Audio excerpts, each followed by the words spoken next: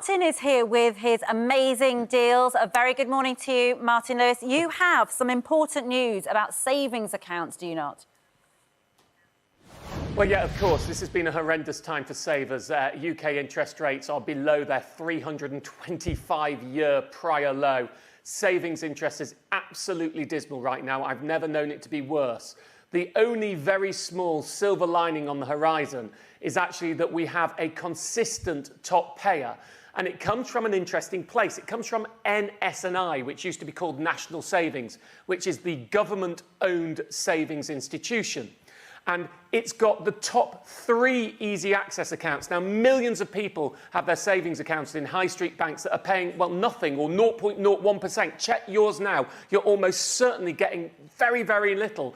And they could put it in National Savings, which has a number of advantages. First of all, it's totally safe because rather than other banks where it's up to £85,000 per person per institution protected, in National Savings, the whole thing's protected. Even if you were lucky enough to have millions in it, it's completely backed by the government. The second is this, and this is the reason I've chosen to do it today. Last week, the government told NS&I that it wanted to increase its target of the amount of money it raises from £6 billion that it set it in March to £35 billion, which means even though these are easy access rates and they can move, it's very unlikely NS&I is going to drop them because it needs to bring a lot of money in to try and help the government out. So the rates here are so much ahead of everything else, it's a very obvious place to look. The 3 accounts are the top payer, NS&I income bonds, that pay 1.16%. Forget the name, that just means it pays monthly income into another bank account. Still pays 1.16%. It's easy access. As long as you take the money out in blocks of 500 quid, it can be worked online. After that, you've got the NS&I Direct Saver, which is 1%, which is a really simple account. Put money in, take it out when you like, minimum £1.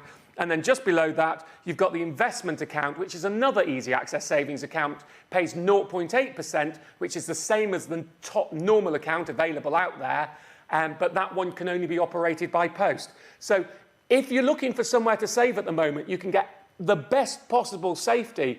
And while not a guarantee rates will stay high, it's very unlikely they're going to drop, or at least not be the best buys for the foreseeable future. So if you've got money in savings, you might want to look at NS&I at the moment. And Martin, quickly, what's happening with the special coronavirus overdrafts? OK, so look, we had the results that the help has been extended, but it's been extended in a subtly different way. What was happening in the first section of the coronavirus pandemic financial help is that most banks, they all have to give up to the first £500 of an overdraft interest-free if someone is struggling. And most of them just gave that automatically to everyone. Well, that policy is now changing. Halifax, Lloyds, Bank of Scotland and TSB have already changed it. Santander and Nationwide are about to. So that now you will only get the up to £500 0% overdrafts if you request it. So if you're struggling from pandemic, you can do that. If you're in your overdraft now and you've had any impact from the pandemic, you with one of those banks, get in touch with them and request that your overdraft stays at 0% for up to the first 500 quid. Also, in April, we were due to see the introduction of 40% overdrafts, outrageous, double a high street credit card. And for people with big overdrafts, it will cost a lot more. Well, again, pandemic rules said they couldn't do that. Now, here's the subtle thing. In the extension of the overdraft help, they changed the rules from no one should pay more than they were before the changes to no one struggling should pay more.